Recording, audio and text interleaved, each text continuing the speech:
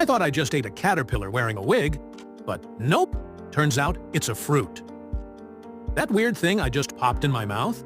Chinese like this absolutely go bananas for it. Because the taste is so wild, it's called a cat shit melon. Yup, sounds like something weird like cat's poop. But this fruit grows on trees and honestly looks like a cat stuck its face in a socket. But peel it open, and the inside is loaded with wine, protein, vitamins, and minerals. Like it's training for the Fruit Olympics. The texture? Imagine a jelly bean fell in love with a mango and had a sticky sweet baby.